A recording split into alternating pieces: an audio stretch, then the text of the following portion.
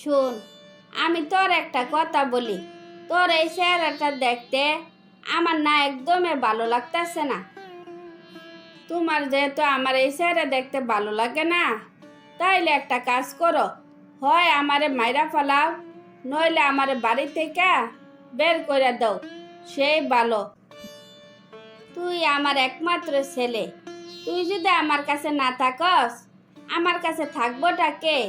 আমি বলি কি, তুই নিজে বিয়ে করে নিয়ে আয়, দেখবি তোর বাপ তখন আর কিচ্ছু কইতে পারবো না। আমার বাপেরে তোমার সাথে আমি বেশি চিনি। কি বলছে শোনো নাই, মা ছেলে দুইজনে বাড়ি থেকে বের করে দিব। তুই ছেলে মানুষের বাড়ি থেকে বাইর করে দিলে কোনো অসুবিধা নাই। রাখি মেয়ে হিসেবে অনেক ভালো, যে কোনো পরিবেশে নিজেরে মানাইয়া নিতে পারবো।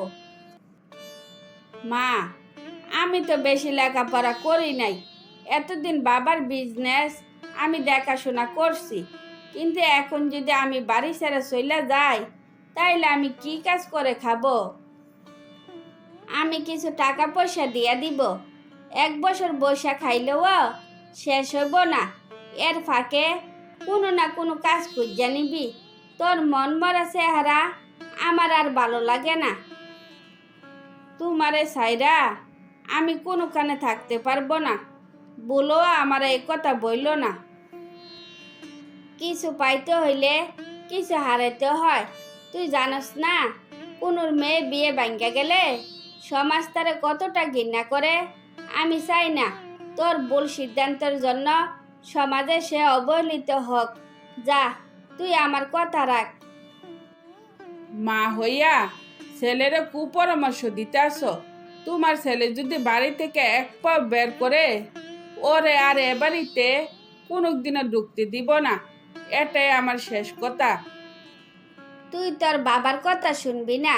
যে মেয়ের সাথে তোর বিয়ে ঠিক হইছে, সেই মেয়ের সাথে আমি নিজে দাঁড়াইয়া আজকে তোরে বিয়ে দিব। কয়েকটা টাকা আর কয়েকটা গহনার জন্য বিয়ে ভাঙতে দিব না। তোমারে পাইতে গিয়া আমি আমার মার মুখটা এক নজর দেখতে পারি না, তোমারও কোনোভাবে ভালো রাখতে পারলাম না। এই জীবনে বেঁচে থাকার কি কোনো মানে আছে? এখন তুমি একথা বললে আমার কি করার আছে? আমি তোমার জন্য কি করতে পারি? আমি তো বলি নাই তুমি আমার জন্য কিছু করো। তোমার যে ভালো একটা ডাক্তার দেখাইতে পারতাছি না, সেই জন্য এই কথাগুলো বলছি। চিকিৎসা না হইলে মইরা যাব, এর সাথে বেশি কিছু তো আর হইব না। যদি আমি মইরা যাই, আমার ছেলে মেয়েরে কিন্তু তুমি আগলাইয়া রাখো, রাস্তার মধ্যে আবার ছাইরা দিও না। কে বলছে তুই চিকিৎসার অভাবে মইরা যাবি? তোর বড় ভাই আইসা পড়ছে না, যত টাকা লাগক তোর ভাই তোর সম্পূর্ণ চিকিৎসা করাবে। এখানে আর তোদের থাকতে হবে না, আমার সাথে তোদেরকে নিয়ে যাব। ভাইজান, তুমি কিভাবে জানলা আমি এখানে আছি?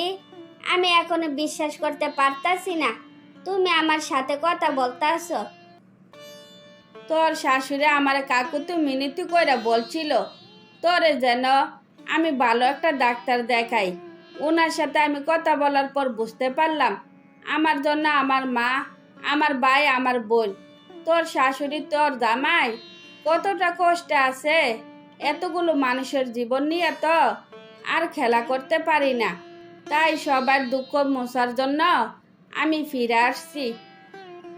ভাইজান, তুমি সত্যি বদলাইয়া গেছো। আমরা কি আবার সবাই একসাথে থাকতে পারবো? মন খুলে একটু কথা বলতে পারবো? দরকার হলে বোর কাছ থেকে আলাদা হইয়া যাব। একজনের জন্য আমি এতগুলো মানুষের জীবন নষ্ট করতে পারবো না। তোর আর চলতে আর অসুবিধা হইব না। ভাইজান, তোমার সব কথা শুনে খুশি হইলাম, কিন্তু বাবার সাথে সম্পর্ক রাখবা না, এটা আমি একজন মেয়ে হইয়া মানতে পারলাম না। যার কথা শুনা আমি তোর সাথে এত অন্যায় অত্যাচার করলাম, তুই তার এত সহজে ক্ষমা করে দিলি।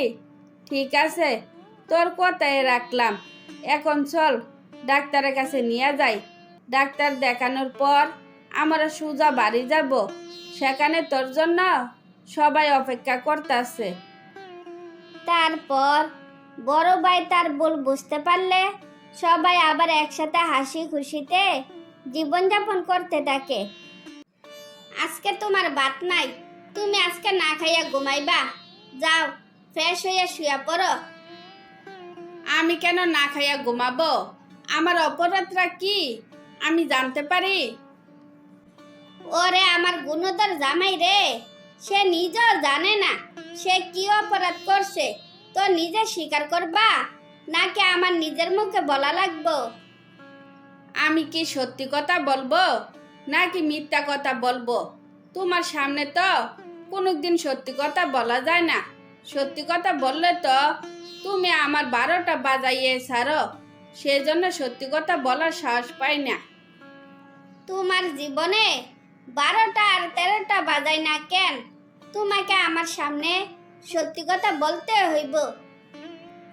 আচ্ছা, আমি যে এতক্ষণ তোমার সামনে সত্য মিথ্যা নিয়ে বাড়াবাড়ি করতাছি, আসলে সত্যি কথাটা কি আমার একটু কও তো। হাই হাই হাই রে, আমি এতক্ষণ কার সাথে কথা বললাম? তুমি কি ভাবছো আমি কোনো কিছু শুনি না, কোনো কিছু জানি না? সত্যি করে বলবা।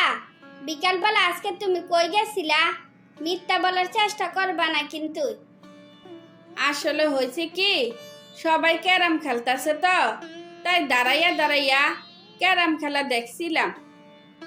হয়েছে তো, ক্যারাম খেলা দেখে পেট ভরছে না? এবার তাইলে ঘুমাইয়া পড়ো।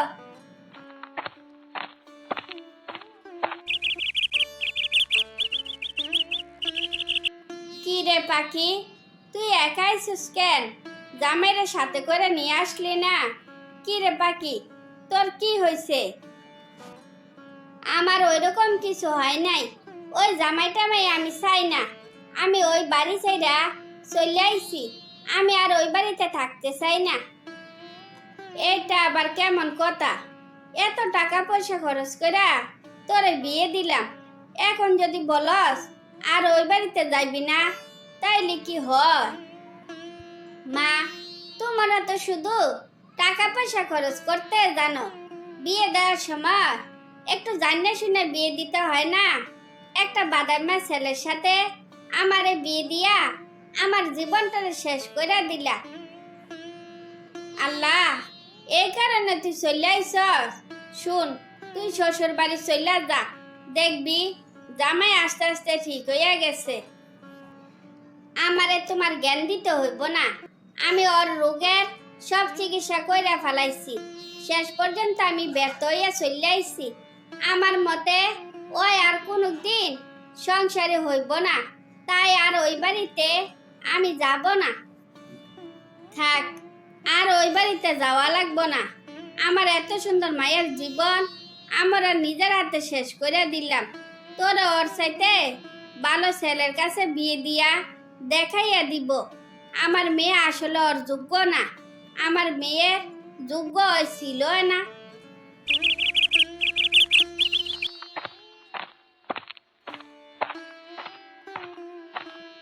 অন্তর ভাই, সর্বনাশ হইয়া গেছে। তুমি যে আশা বসে রয়েছ, তোমার সেই আশা ছাই পড়ছে। আরে বক বক না করে আসল কথা তো কইবি। কি হয়েছে না বললে আমি বুঝবো কেমনে?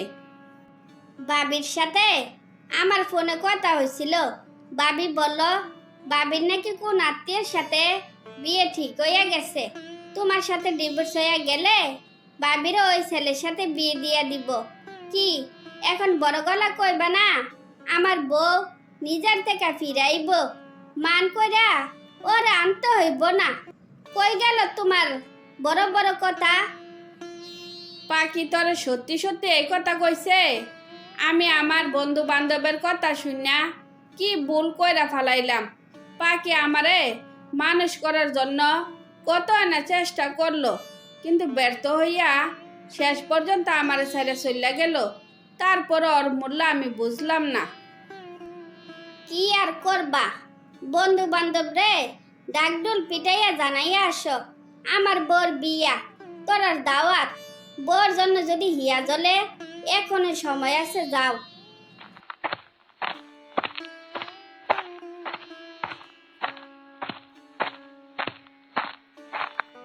তুমি এই বাড়িতে কেন আসছো? তোমার নাম আমার মন থেকে মুচ্ছা ফালাইছি, ভালো ভালো তুমি চলে যাও। আমি আমার নিজের ভুল বুঝতে পারছি, তাই তোমারে নিতে আইছি। আমি বন্ধু বান্ধব সব ছাইরা দিছি, আমি শুধু তোমার সাথে থাকতে চাই, তোমার কথা মতো চলতে চাই।